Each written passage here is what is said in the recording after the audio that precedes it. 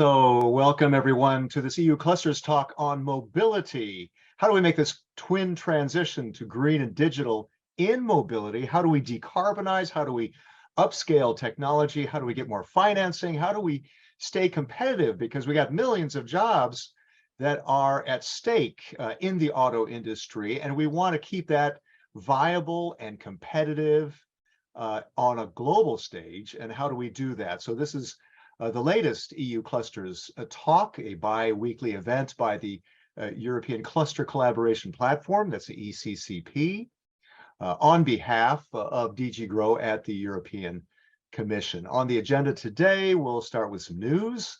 We'll have a video.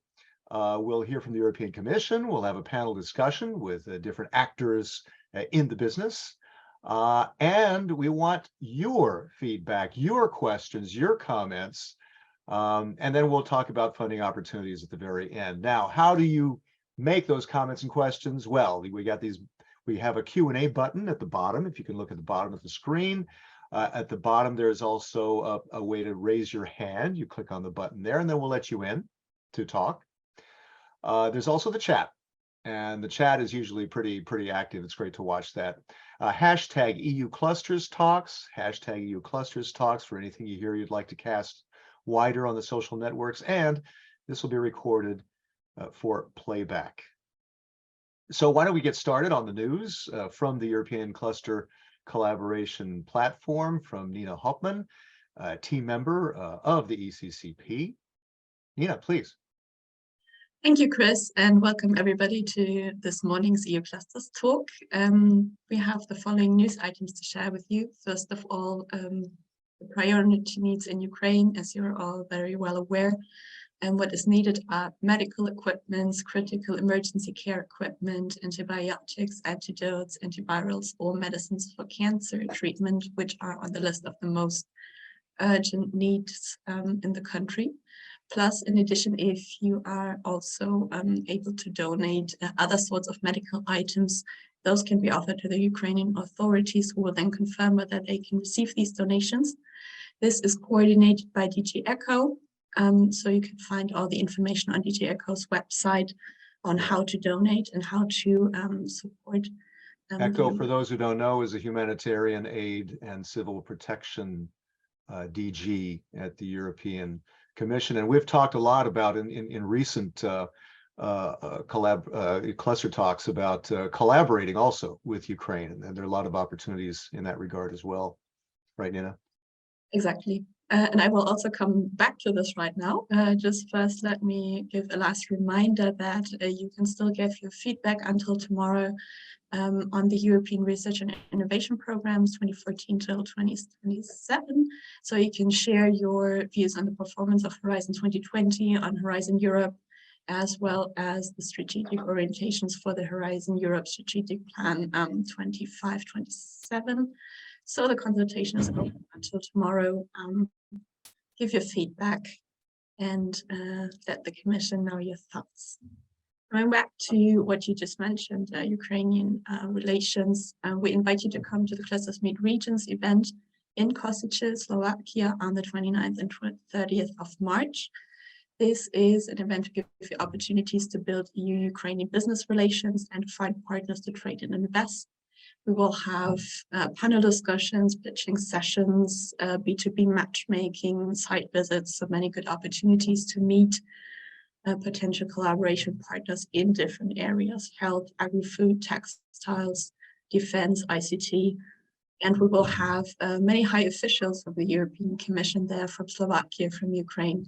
So a good opportunity for you to come and to explore on how to strengthen those EU-Ukrainian relations. Yeah, and Košice is the economic center of Eastern Slovakia. It's also a medieval town with medieval fortifications from the 13th century. So quite a fascinating place to go to.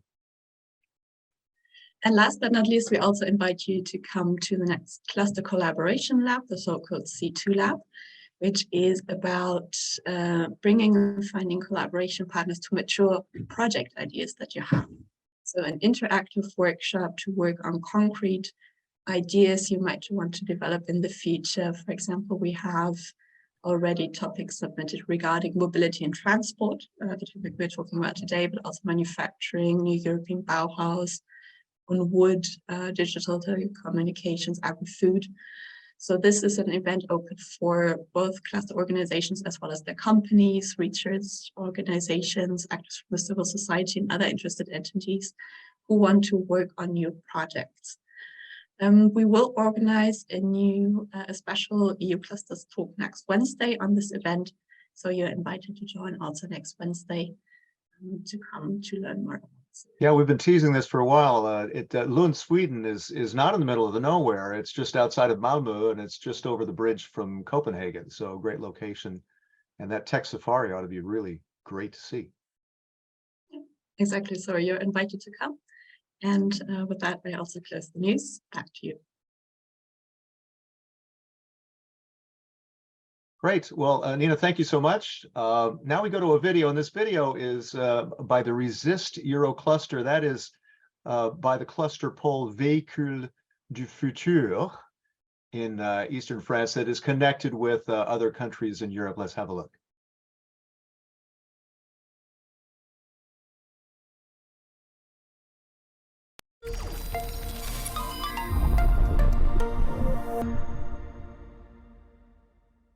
Hi everyone, I'm Oriane Agar and I'm working at Pôle Véhicules du Futur, a French leading automotive transport and mobility cluster which supports innovative solutions for tomorrow's vehicle and mobility from the two regions, Grand Est and Bourgogne-Franche-Comté. I am the project manager of the Eurocluster project Resist, coordinated by us, by Pôle Véhicules du Futur. Resist meaning resilience through sustainable processes and production for the European automotive industry. It is a project from the automotive transport and mobility ecosystem. And we are five partners, 3 from the automotive transport and mobility ecosystem and 2 from digital and manufacturing.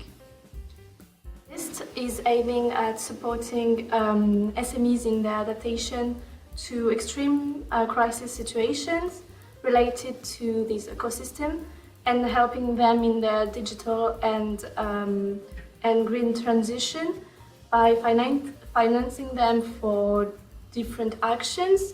For example, we have networking, innovation, adaptation to technologies, trainings and internationalization. We are thus planning to launch an open call in April, which will be open 2 months and where SMEs can apply to be financed for a maximum of 30,000 euros. Now let me introduce you to my colleague from the EU team also. Thank you, Oriane. Hi everyone. My name is Claudine Nadet and I'm working with Oriane on the Resist project, and I wanted to talk to you today about the European and international collaboration opportunities that are being developed and proposed in our Resist project. We are, as international activities, organizing 2 matchmaking events this year in the project. One of them being organized during spring in Zaragoza in Spain, to enable companies to meet and to develop project ideas together. We are thus supporting international collaboration through financial support to travel, to attend trainings, events, or so maybe conferences, exhibitions, matchmaking events, etc.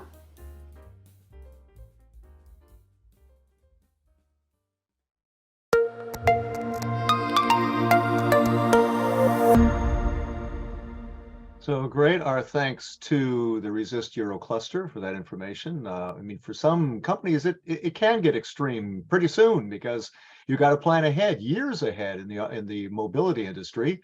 And if you're looking at 2035, when we voted, the European Parliament voted last week to end the sales of the internal combustion engines, that's a big deal. That takes a lot of preparation and shift.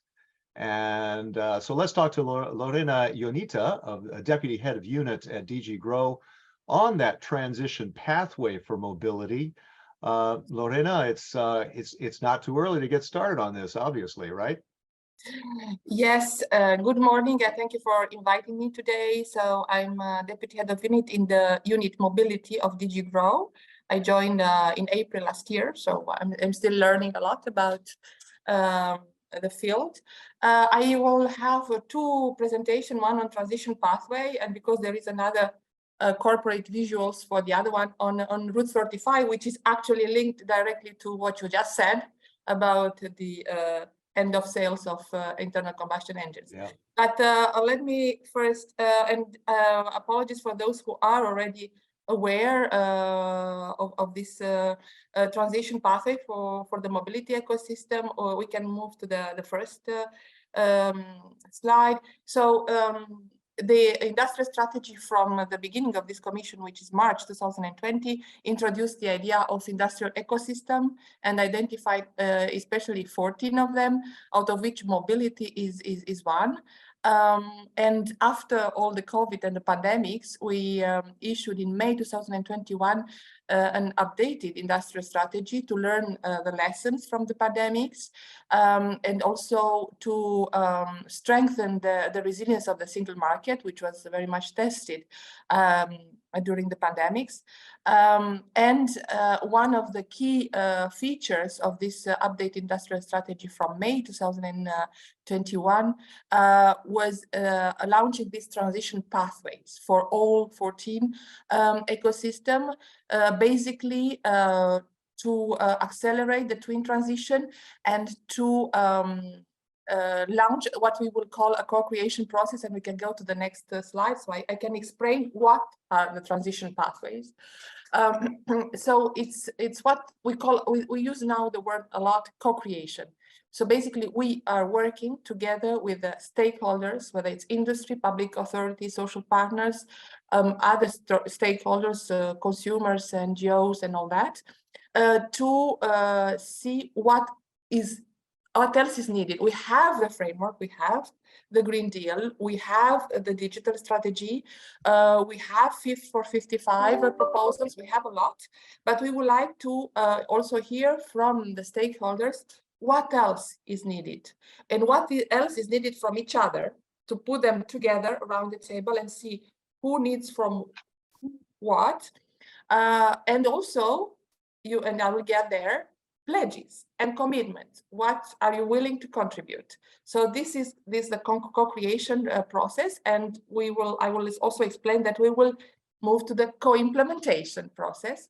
So we would like to identify through this transition pathway process very concrete actions by various actors which could accelerate the twin transition, and the transition pathway also includes the resilience, not only the digital and the green transition, but also the resilience. We can move to the next slide, please. So for the mobility ecosystem, the transition pathway concerns all sides, so automotive, shipbuilding, rail, and biking industry. So it concerns all 4 segments. And as I said, it concerns resilience, greening, and digitalization. And we are looking in through this process, especially of common features and common important aspects to all these 4 components of the mobility ecosystem, whether it's deployment of technologies and infrastructure, whether it's funding, whether it's skills issues, whether it's setting the right framework conditions for the transition. So we look at common themes, and it's not excluded that as a follow-up, we will also have specific follow-up for various segments, so for rail or for automotive. So we can move to the next slide, please. So how is it organized, the process? And we can look at on the arrow. So I mentioned the updated industrial strategy from May, which actually launched the concept. So for each of the mobility ecosystem, we have drafted a consultation document, and this is from January 2022 for the mobility ecosystem.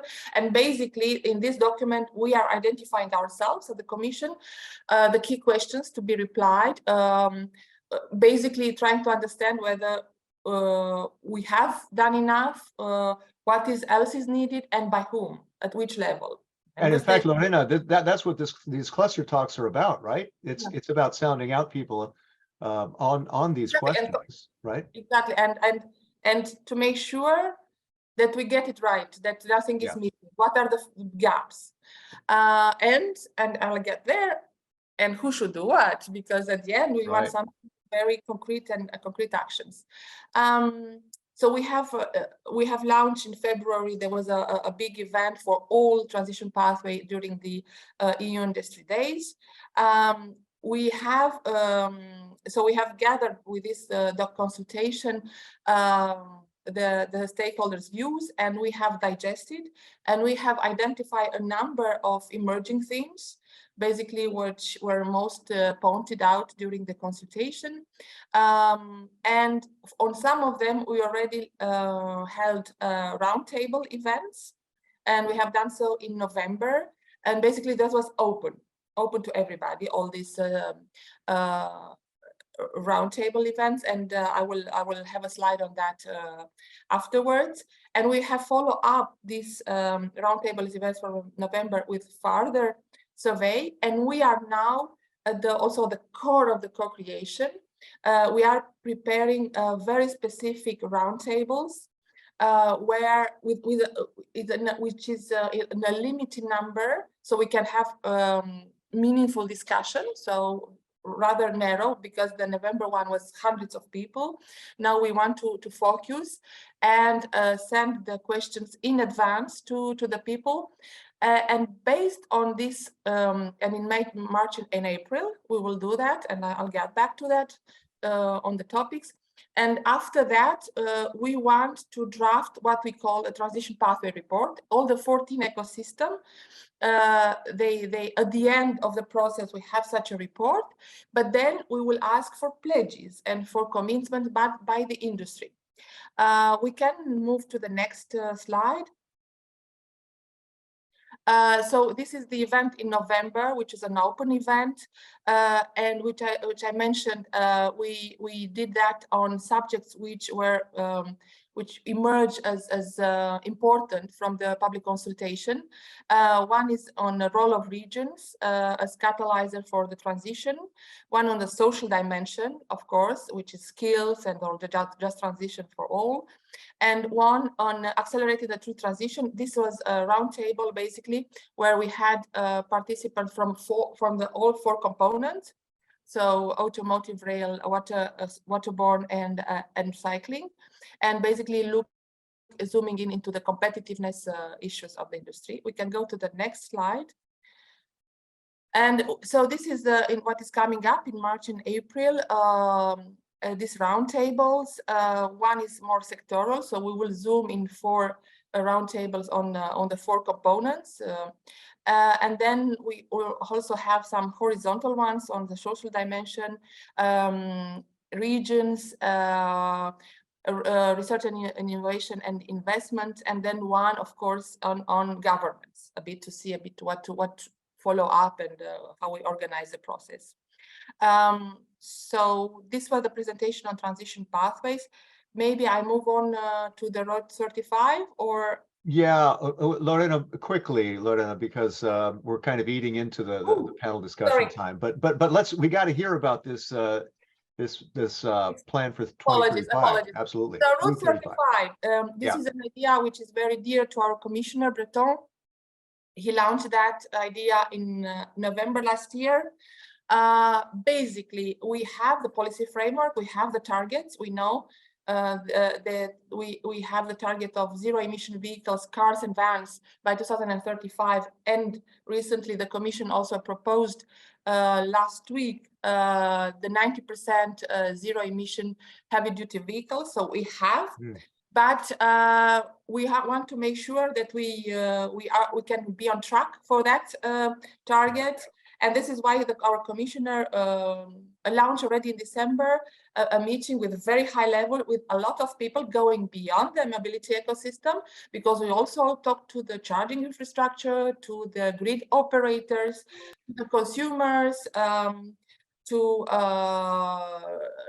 the trade unions, cities, or how we organize the cities. So everybody, so that we try to see that everybody is prepared and is bringing these pieces of the puzzle, and we identify barriers in staying on track, and we do that basically based on a certain numbers of key performance indicators. And our commissioner in the December meeting already mentioned some building blocks on which we will look into KPIs, which is charging infrastructure, the raw materials, the grid capacity, skills, and the affordability, the consumer angle. So this is the process. It is not to talk about the targets and the politics.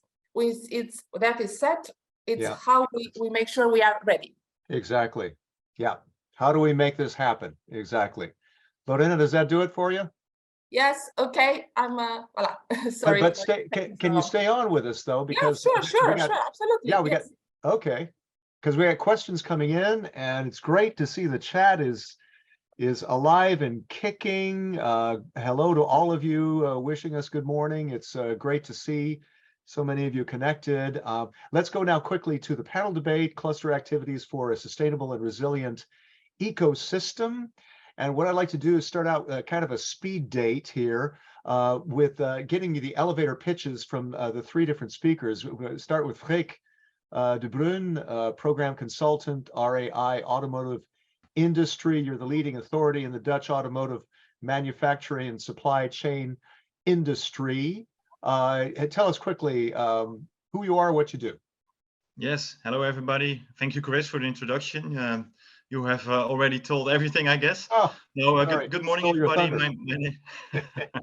My name is Freek de Bruin. I'm a program manager. I got promoted last month, so I'm happy with that, of course. Yeah, congratulations. Design and materials. Thank you very much.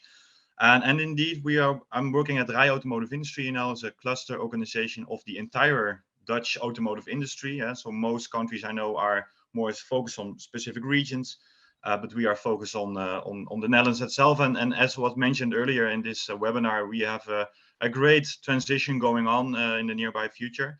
Yeah, that means that we have several technologies that are also a part of that transition, and we try to support all these technologies as much as possible. Okay, let's talk a little bit more about that later. Giulia Maifrini, head of European and International Affairs. All the speakers can turn on your cameras, so we see all of you at the same time. Yeah, Giulia, head of European and International Affairs, Next Move, Normandie and Paris region. Tell us quickly who you are, what you do. Indeed, thank you very much, Chris. Thank you very much for the invitation. Really happy to be here to present our cluster today. So yeah, Next Move, we are a cluster organization based, as you mentioned, in 2 regions in France, which we define as the Mobility Valley, because it represents more or less 70% of the R&D potential in France. So it is a huge potential that also needs to be supported from us as a cluster organization, our services. So yeah, we are in the 2 regions since 2006 now. We are also very active during the last years on the European level, and yeah, our ambition is to be able to tackle the challenges of our members and being able to support them at best. Okay, great. Let's hear more about that later. Thomas Röhr, Secretary General of the European Automotive Center Cluster Network, EACN. Tell us about yourself. Good morning, and thank you very much for inviting me to join this panel discussions this morning. So I'm, yes, as you said, Secretary General of the EACN, of the European Automotive Cluster Network, which represents today 26 clusters from 13 European countries, with more than 5,000 members. We are doing a lot of informal exchanges, best practice exchanges, networking inside the network, discussing about urgent topics and trying to set up joint services, develop joint services to make the members benefit from the expertise from other clusters. for the benefit of their members and the whole automotive industry. And I'm also cooperating with the Pôle Véhicule du Futur. So we've just seen the Resist cluster film before. So that's right, that video. Yeah, that's right. Okay, Thomas, vielen Dank. Let's go back to Freek. And Freek, tell us a couple of challenges that you face in the automotive industry in the Netherlands, and how you tackle them.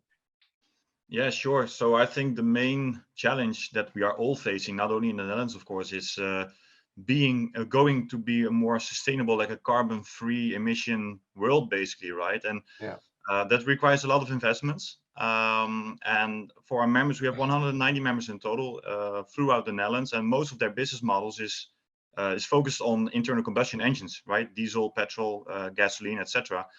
So all these companies are under a huge pressure for the upcoming, years, I would say. And but not only that, it's also the economic environment, which is also a reason for concern, right, with all these challenges that we have in Europe as well. So I think the biggest challenge now is to invest in technology of the future in a market where there is also a profit to be made, right? Because that's also, of course, very important. And I think in the Netherlands, it's going okay. I mean, we are one of the fastest countries in electrifying vehicles, right? We have a lot of electric vehicles, a lot of Teslas, etc. We have a lot of a huge charging infrastructure. I think we have the most dense charging infrastructure of not only in Europe, but also in the world. But that also means that we have another challenge, and that's we need energy to charge all these cars as well, right? So the power grid is also what things that we are facing now. So all these urban challenges is what we are trying to map, basically. I think we are working really well together in the Netherlands, and we also have some living labs, to test all these technologies for mobility scenarios in the future. Okay, can you give us a specific solution that you work with your members on? Yeah, it's not just a solution that we are thinking ourselves, of course. We are really like the facilitator in this part, but I don't know, Nina, I've sent you some slides, some screenshots. Basically what we do. We can go through them very quickly. I just want to go to the hydrogen one. Sure. It's in partly in Dutch, of course. So it's that one. So we have one of our members, it's Bozo, it's on the top. That is, I think, a very good example. So what they do, they are very strong in making exhaust pipes and diesel fuel tanks, right? So those technologies, those parts are not needed anymore in the nearby future. So what do they want to do?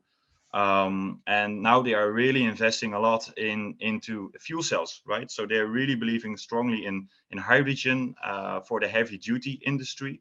So if you look in the Netherlands, we don't have like a Volkswagen or a Stellantis or a Renault, we don't have those big OEMs, but we do have a very specific market for heavy duty trucks, buses, but also like machines for the agriculture, those kind of things. And we believe that hydrogen has a very strong future if you look at heavy duty applications. And so what we are doing, we together with Bozo, together with DAF, the biggest truck manufacturer in the Netherlands, we try to find a lot of other companies as well, and that's what we do, right? We have all these strings basically with all the other members, and try to see if we can accommodate each other and work for the best possible solution, not only for fuel cells, but also for H2ICE, right? So why don't we just put hydrogen in internal combustion engines on the short term? And we need infrastructure for that as well. So who does the supply of the hydrogen? So that's what we are doing now. We got funding from that. That's our business. So we got national funding from the Dutch government. And with these 19 parties, and with that 37 million that we have in total, we are trying to create that next generation investment and to make a profit out of that on the longer term. Did you have that was the one slide, right? Yeah, I got a few more, but this is on hydrogen. We also have for electrification, so also for batteries. We try to connect startups, scale-ups. There are a lot of new companies coming up with all these new technologies, right? And they are looking for a way to invest and sell also their technology, but they are not so strong in business. So they're trying to connect with bigger companies. But the bigger companies are not keen to collaborate with smaller industries because they don't want to, they have their own thoughts, if you know what I mean, right? So that's also what we are doing to let's have at least one meeting between the two companies, and then let's see what comes out of it. And now they are collaborating a lot with each other. So batteries from a startup company are now also in the bigger companies' trucks and buses. So, and that's also an example. Very good. Julia, then let's move on to you. On tell us about Mobility Valley a little bit more, on how you're bringing together SMEs, startups, universities, laboratories, local authorities. A lot of moving parts there to make it happen, right? Yeah, no, absolutely. Well, I totally see the challenges that also Frank has mentioned, and yeah, we always define a next move these challenges a little bit the triple challenge for the sector, meaning that there is everything that is linked to decarbonization. So we have these ambitious objectives that are a huge topic also within our members of climate neutrality. So for the next years, they really have these huge objectives that they have to achieve. There is the digitalization that also comes in with the rise of automated and connected vehicles. So we have also a big part of our network that work on this specific subject, and that regularly have this need for support that could be for being in relation with the good opportunities, with the good people, identifying the good fundings is always on these three levels, I would say. And the third would be these new forms of mobility that have been developing during the last year. So we have also several startups, very innovative startups that try to tackle these environmental requirements and to adapt to the new uses of transport. So we also have a lot of these topics. And can you give us an example of one of those startups? Yeah, well, we have several. If I just have to make an example, we have for example, one startup that is called EP Tender. We are here, for example, on more electrification of mobility, which is trying to give more to widen the life of batteries during the travel. So they that's very key. Yeah, I think that's what's keeping a lot of people from buying e-vehicles. Yeah, there are some vehicles. I think some models I won't say specifically, but I haven't bought one yet because I'm waiting to see how they can extend the life of a battery so you have more range, right? That's and they thought, for example, of bringing a whole pack of battery to add at the back of the car that you can then exchange on the route. Or if we stay, for example, on new forms of mobility, on transportations, we also have startups like Atsuka, which is on smart ticketing. That is also quite a topic. I mean, there are several topics, and the key here from our point of view is to be able to support them on two levels, I would say. So improve our cluster management, improve our services, and that is done by updating regularly our services, being really near to our members and try to understand regularly their needs, because they really evolve a lot during the time. So we really need to keep up with that. And we also base these a lot on the exchanges of best practices that we have with our cluster partners on different European projects. And the other level, which is also key, is the fact of always being at the core, or at least a link with the key initiatives that could be on national or European level on the key mobility topics. So I think typically of the IPCI, for example, the important project of common European interest. The idea would be really to represent on one side as next move our members, but also really always try to engage them in this initiative so that they can bring their voice. Sure. Can you tell us quickly an example of how you help them finance their projects? I think that's what you also do. We're going to hear more about finance opportunities from Nina later. What can you say about how your group is helping companies and do that? in doing Well, that? typically what we do is that, and then this is also something that we always try to keep within the annual fee, because we really realize that it's a big support that most of our members always need. It's to Access to finance. help them. Yeah, no, absolutely. It's really the key. And we really try to understand what is their solution, what is the technology that they're trying to tackle. And based on that, we first identify the funding lines that could finance the technologies. And that could be, I mean, from our side, from the Europe service of Next Move, we really stick to the European cause, but we also have co-workers who stick to the local and national levels. And then, yeah, I mean, the procedure is always more or less the same, would be to help them to identify the right partners, because without a successful consortium, you don't go anywhere. Yeah. And after that, we can also help with co-writing of the proposal, which is in general really appreciated, because most of our members, especially if they think of startups and SMEs, they're really, really strong and really passionate about what they do from a technological point of view, but they don't have this knowledge about how to write a winning proposal. So what we generally do is that we also support on that point. Okay, very good. Let's thanks. Let's come back to you in a bit. Thomas Röhr, Secretary General, European Automotive Cluster Network, EACN. What about competitiveness? That seems, I saw on the website that your main mission, your number one part of your mission, is strengthen competitiveness of the European automotive industry. How are you doing that? Yeah, that's thank you very much. As I already said before, we try to raise the experience of our member clusters through especially best practice exchanges, through networking. So it's more on a cluster level. It's not directly linked to the companies, at least not yet. And we try to have a look on the economic level. Let's say like this. So we're Frika and Julia, they addressed their members. We are trying to look a little bit more so the level above, and I fully agree with what Frika especially said about decarbonization of the mobility and transport systems. And that this is a huge challenge, especially for SMEs. So the OEMs generally, they have their programs, they have their ideas, which are often very much business driven and not really green or sustainability or society driven. Yeah, so that's a big problem. And these some OEMs who define finally where European automotive industry will go in the future, because the suppliers are just followers and answer to the requests. So I think there is we need to pay attention on saving our industry.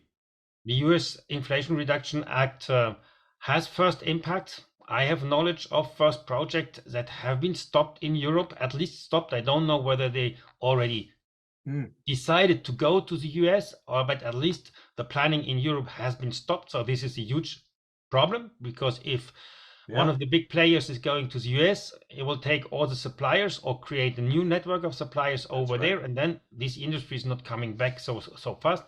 And this is, I think, one of the biggest problems. And on top of this, we have much higher energy cost in Europe. We have much higher wages than in Asia. So all these are negative impacts on the automotive industry in Europe. And for me, these are the main important challenges on European level to address.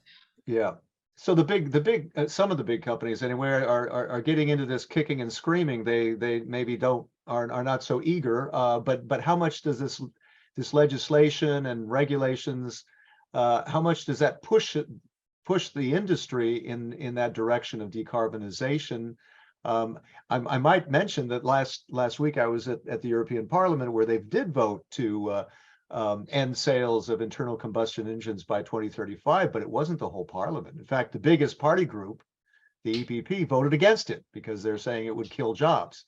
But you have this legal framework that isn't it kind of lighting a fire under a lot of these companies, saying you got to get on the get-go, otherwise you're not going to be competitive, and you will see that how do you say, a drain to the US and elsewhere, right? Yeah. So whether there is a drain to the US due to this due to these new regulations, we will see. I think it's too early. too close to the decision to have really a good overview about what really will happen. Yeah. With regard to with the interdiction of selling combustion engine vehicles from 2035 voted on the European Parliament, this announcement or this decision is not did not came abruptly. No. So we discussed this for 10, 20 years now.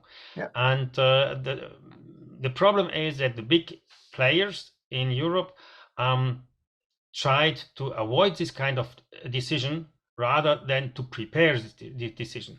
And yeah, it seems that electric vehicles needs much less people, but this must be prepared. So we need to help the suppliers to change markets, to develop different products so that they remain into the value chain. So we need to help them. What's happening today, sometimes the impression is that we just forget the small companies, and at least on political and OEM level. So if they are not needed anymore, okay, it's their problem somehow. And I think this is where clusters must really be very active and try to help their members to define which are the new products for tomorrow, and if they are not able to produce parts for new vehicles or different vehicles, then to help them find new markets, different markets. Yeah. Well, let me go back to Freek about you're working with these smaller companies. And how can you give us one success story of how they've, one of those companies has come up with a great idea, and it's getting bigger, and how do we accelerate that? Yeah, so I just mentioned one example, and I want to dig a little bit deeper in that. So the name of the company is Elio. Okay. It's a company that buys the battery cells. So they're making batteries, but they buy battery cells from China, right? I mean, that's also the reality we have to face. Electrification is very good, of course, in the longer term, but the batteries are coming from China, right? So that is a thing that is given. But what they do with those batteries, they make battery packs, and they make a battery management system on top of that, and they make the connections, etc., and those kind of things. And they apparently are doing that really well. So what we did is we connected them with VDL. VDL is a big, heavy duty OEM in the Netherlands. They make buses, touring cars, a lot of stuff, basically a lot of things, but not only within the automotive industry. And we said to VDL, well, why don't you just have a talk with Elio? They did. So they did their success story, their pitch basically, and VDL was sold immediately. So now VDL is mostly making use of the batteries that Elio is making. And that's even such a success story that even our king, Willem Alexander, 2 weeks ago visited the company to give them basically also international, how do you say that, a footstep, right? So to put them on the map.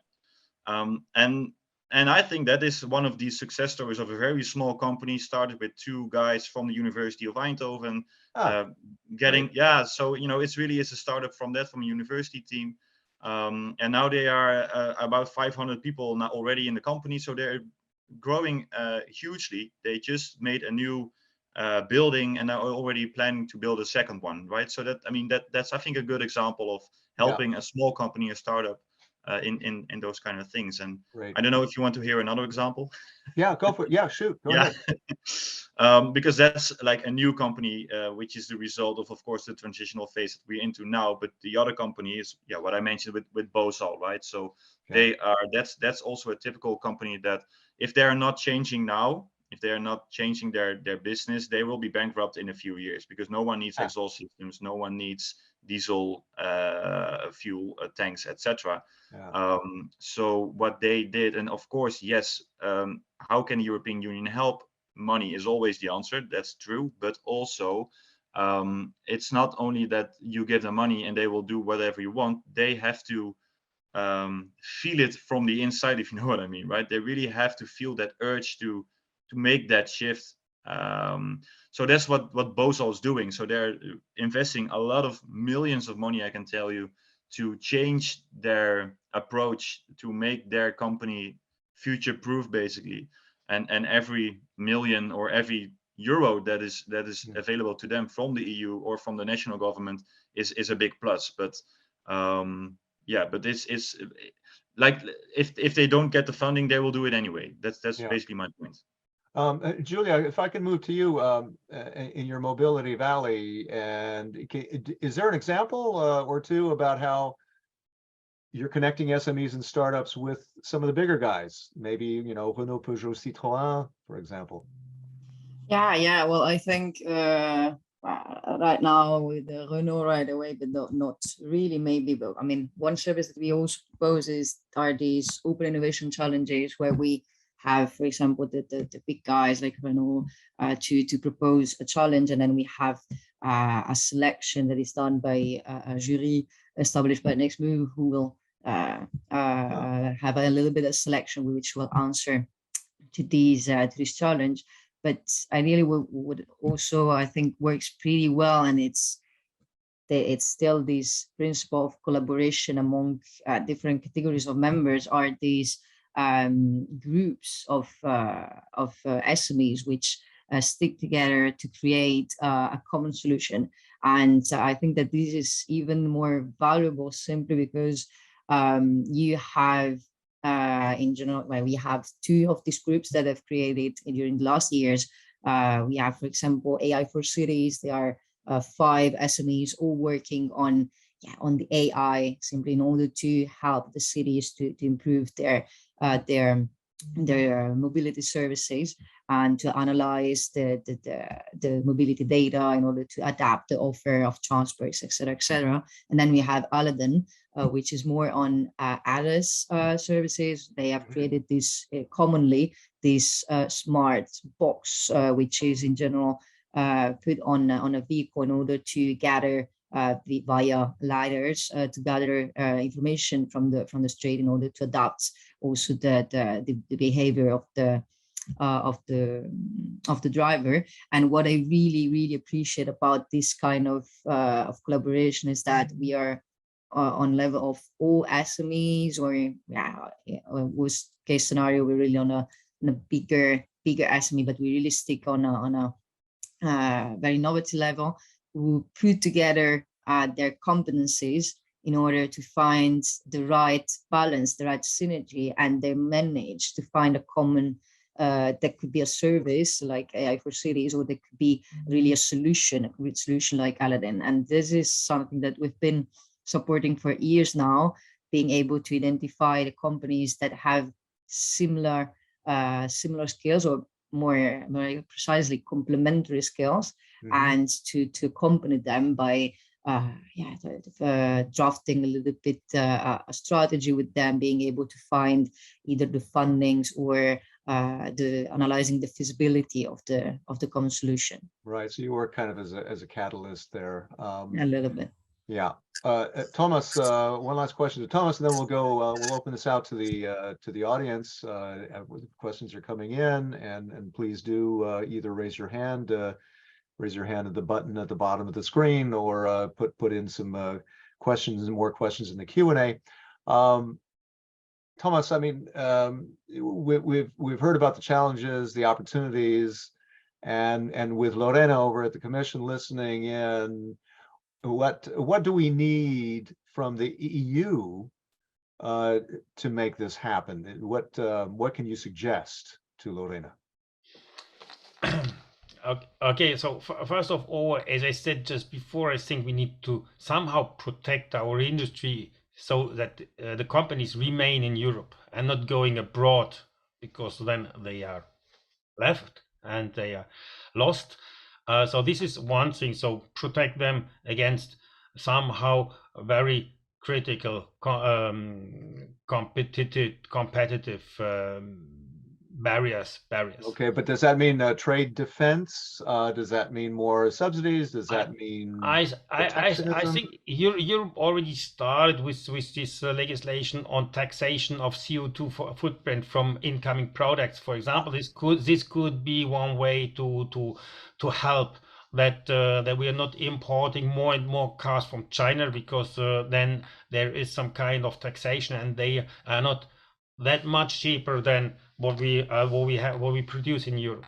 This is the first thing. The second thing I think is that we should try to convince the players, all players, to build some kind of European circular economy in the automotive industry, meaning that the cars that are sold in Europe are built in Europe, are designed in Europe, are produced with materials from Europe, so recycled or new wherever possible. So minimize, let's say, minimize the parts that are coming from outside.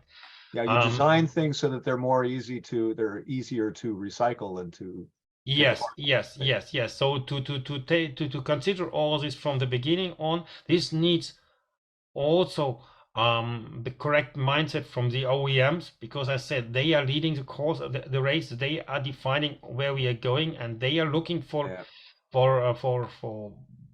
improved benefits wherever they can. So they are much focused on economic scales. So that's why they are going abroad. That's why they are pressing suppliers somehow.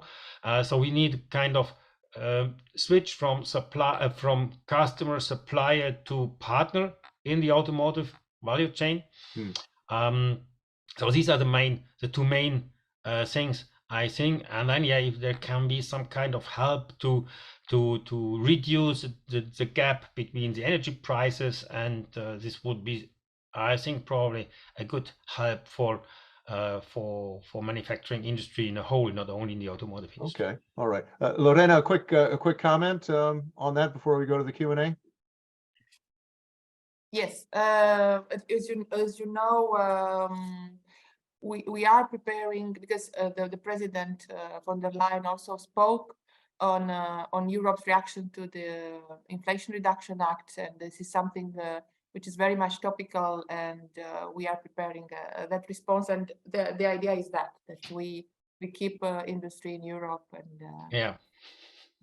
yes. Okay. Without getting into kind of conflict with US at. Well, of course. This should not be really a protective way that we close Europe from towards outside. That should not be the aim neither. But we need to give the good instruments to our companies so that manufacturing remains interesting in Europe. Yeah. Okay. Let me move to one of the questions from George Kyriakis. To what extent does the in-car air quality, will that be a prime interest for the next generation mobility products? Would anyone like to jump on that one? In-car air quality. I can react to that. Okay, great. Yeah. So first of all, of course, thank you for your question. In air quality is an important element, of course. If you look at Tesla, I think they have huge air filters in their cars, and making it maybe one of the most cleanest environments in Europe, right? I mean, that's also I think a given. But on the other hand, if you look at all the societal challenges and the technological challenges that we are facing now, to reduce basically CO2 emissions, of course, I think that's a more bigger issue than, let's say, have a good air quality in your vehicle. Of course, it is important, and it also works, I guess, psychologically, right? So that you have a clean car, and it smells good. You don't have a toxic environment, if you want to call it like that, in the car. But looking at all the elements, all the parts, I mean, Volkswagen, right? They have created the MEB platform, where the ID3, ID4, all the Skoda, basically all their electric vehicles are on that platform. It took them, I guess, about billions of euros to invest and to research such a platform, which is also capable of adaptation to fit multiple cars on that. That's where all the, well, not all, but most of the investments are going into. Then you need to power, of course, your vehicle. Will you use electricity? Will you use hydrogen? Will you use e-fuels? Right? We haven't talked about e-fuels. And then I think like the interior parts are more important. So yeah, I think that covers the answer. Okay. Anyone else like to comment on that before we go to the next one? Yeah, I'll just jump in really quickly to say that indeed it's also a topic, for example, that we see in our members network, meaning that we've seen several companies coming up with a solution to address this problematic. I think, for example, these two companies that have come together with this onboard cleaner solution, so they totally address the problematic. And I think that maybe it's even more relevant if we apply this at common transports, because if you think of all the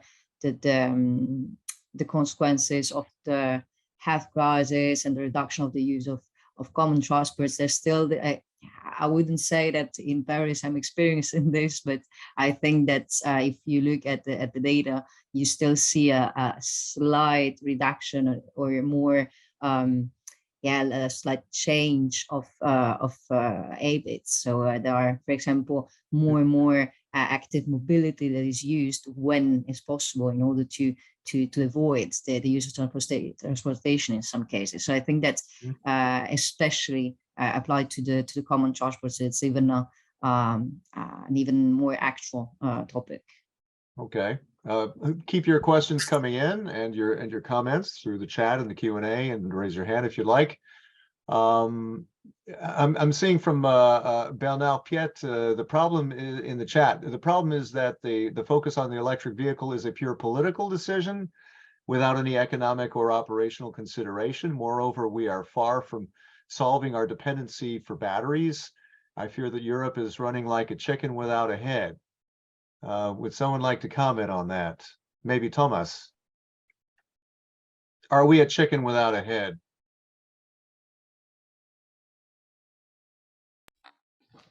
Yes. Somehow I think it's not so wrong. Yes. Yeah. I think politicians actually do not have a business strategy when they take these kind of decisions, but they are looking at society and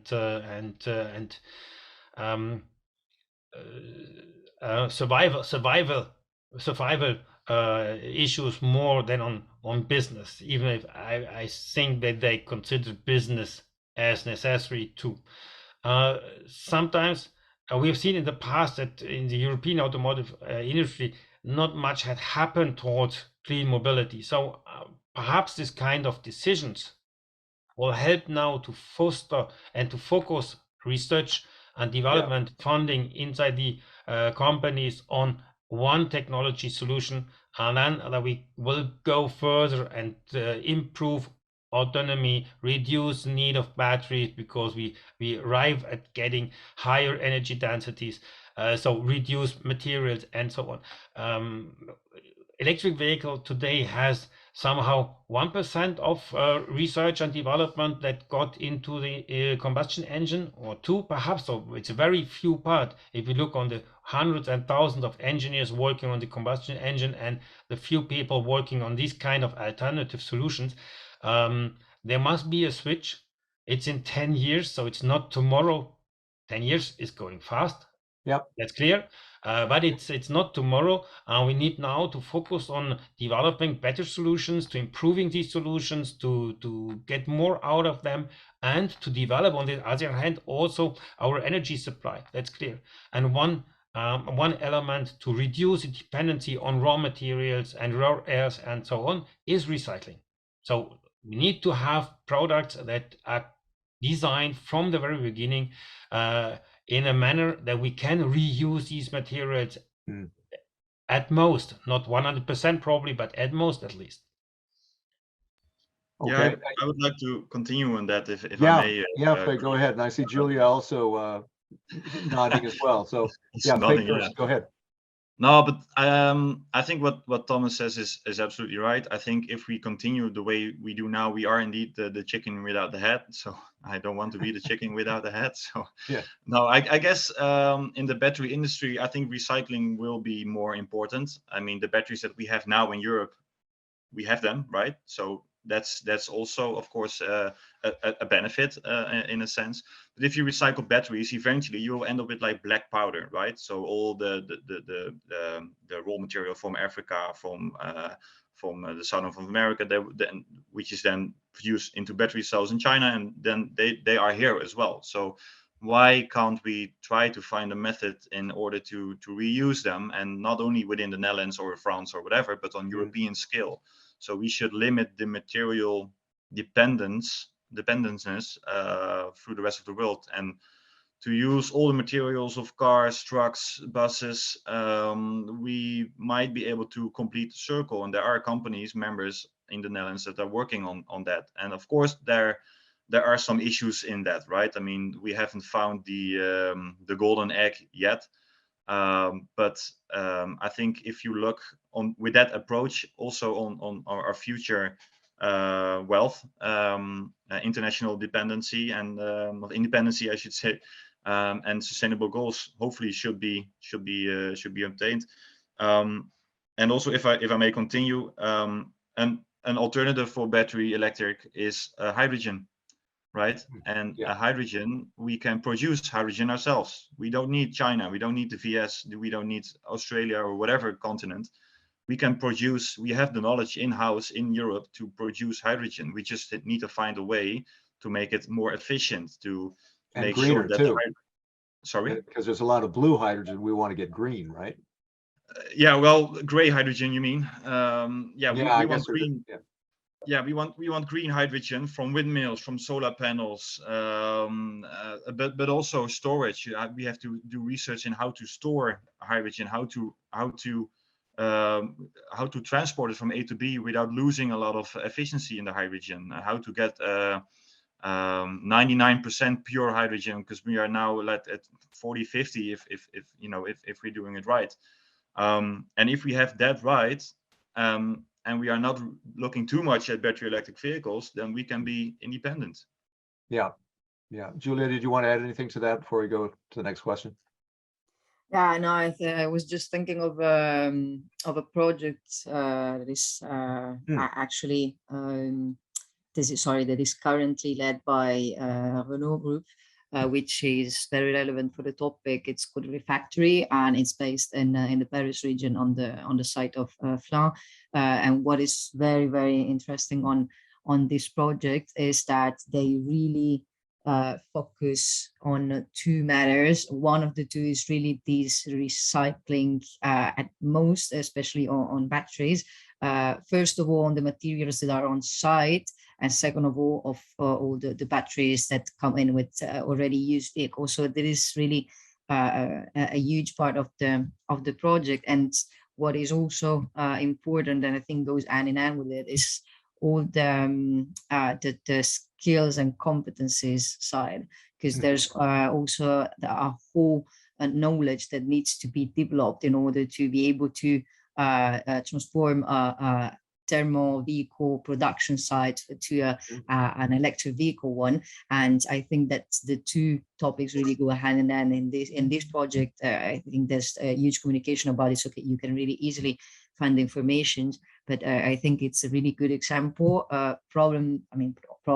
Limitation here is that clearly a big group, a big player like Renault or others can, let's not say easily do it, but can manage to, while I can completely understand, and that's the reality that we see, that for smaller players, it's maybe not that easy in order to have the assets to go on with such projects. Sure, yeah. I got one final question among others, but we only have like 2 minutes left here. Lorena raised her hand. perhaps she wants to. Lorena, you raised your, of course, I see it now. Yes, thank you. I'm Lorena, really go ahead. sorry that the topic triggered. Sorry about So that. just to mention that indeed all these dependencies, it is very much also a concern for the Commission. We have the European Battery Alliance where we try to bring the battery value chains to Europe and produce batteries in Europe. We have the Hydrogen Alliance.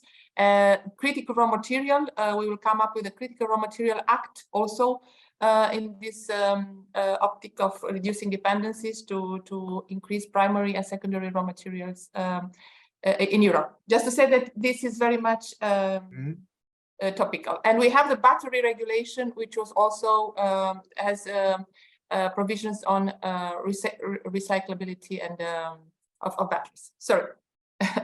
Okay, let's see quickly. I'm told Michal wants to speak as well. Michal, Yeah, please go ahead. yeah. Hi, thank you very much. Hi, We are at Ireland. We consider to establish a mobility cluster, and I wanted to ask about the funding of the cluster itself, not the funding that it gives to SMEs. So how does it work? What's usually the percent of public money goes to the cluster and the rest from private companies? Is it by membership? So things like that. Yeah, who would like to answer that one? I can easily jump in here, I think. Okay.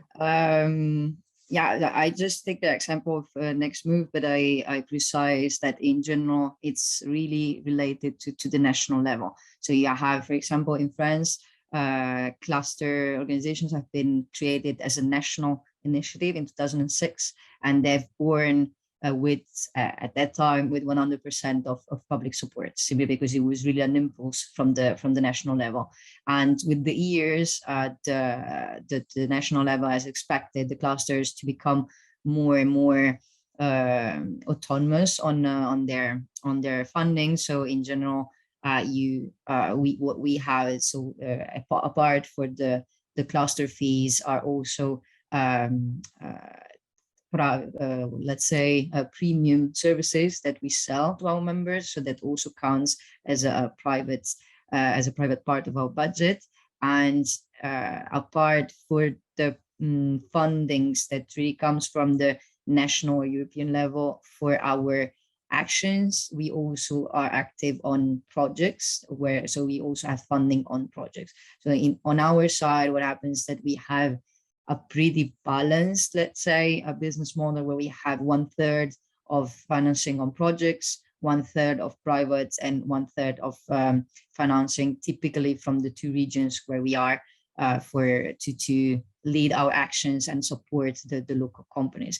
Yeah, I know, for example, that this is the case in France, and we are asked to get more and more independent from a point of view of a business model. In Germany, for experience, I know that there's been exactly the opposite case. So the cluster organizations have been a bottom-up initiative and not a top-down. So the companies get together to saying, okay, we need a common organization, we need a common support, and we are willing to invest some money and to be able to have this common structure. So it really depends also on the country. Great. Michal, thank you so much for your question. And thanks to all the speakers as well.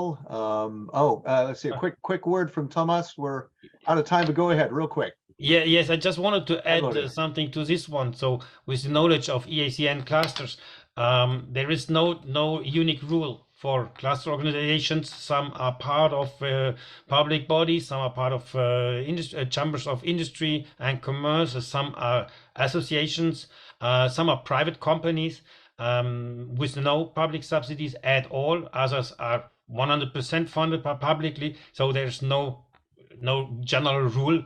And as said, Julia, main incomes are membership fees, services, projects, and public subsidies, but in a very, very various manner that clusters are funded. Okay, great. Lorena, you had your hand raised, but I think that was it, right? Or did you have anything else to add? Yeah. Sorry. You're done. Okay. And to George Kyriakidis, this is to Nina, I guess. Any chance of receiving a copy of the items and links listed on the chat? That chat is fascinating. There's so much information in there. How can we keep that stuff after the fact, Nina? I'll look into the chat whether we can share that. We're always sharing a summary of the conversation on the European Cluster Collaboration Platform relatively shortly afterwards, as well as the slides. So you are invited to go to the ECCP, go to the EU Cluster Talks, which have a special section on the page, and you can find the documentation of the talk afterwards. Okay, great. And we just have just enough time for the financial funding opportunities. Thanks. Yeah, and thank you to the interesting dialogue, very insightful. And I think you touched a lot of topics that I also wanted to mention in the funding opportunities. Maybe some of these calls are of interest to you. There is a call for EU member states, associated countries, richest policy cooperation network to accelerate the zero emission road mobility. So projects are expected to contribute to stronger harmonized national policy plans to accelerate the zero emission road mobility synergy effect, pooled resources and aligned R&I funding programs to support the CO2 emission goals, and to exchange of knowledge, experiences, and mutual coordination on multiple levels, and to provide companies, regions, cities, and the research community with a holistic view of the policy plans and R&I funding programs. This call is a Horizon coordination and support action with the topic ID in the chat, in the screen, and the link in the chat. And the deadline for this call is the 20th of April, and you can have a look at it on the funding intended. We talked about circularity, and there's a call for circular economy approaches for zero emission vehicles, a Horizon research and innovation action to create projects to contribute to the increasing the degree of circularity of electric vehicles, increasing the awareness and acceptability of circular economy in life cycle assessment, and contribute to a harmonized way of measuring the circularity of the economy in the automotive industry, with the final goal to demonstrate potential by delivering a circular car prototype test bench ready. Same deadline, 20th of April. You can read about it on the funding intended portal, link is in the chat. We talked about batteries. There's a call for innovative battery management system for next generation vehicles to work on a simplified, efficient, and connected battery management system, improved and optimized monitoring and predictive diagnostics for a more accurate, reliable, and efficient battery management maintenance, looking into battery performance, also improving control of battery operating conditions, and new simulation tools and test methods for a faster development, validation, and integration of the battery pack. Same deadline, Horizon Research and Innovation Action, published on the funding intended portal. And last but not least, this call called co-designed smart systems and services for user-centered shared zero-emission mobility of people and freight in urban areas.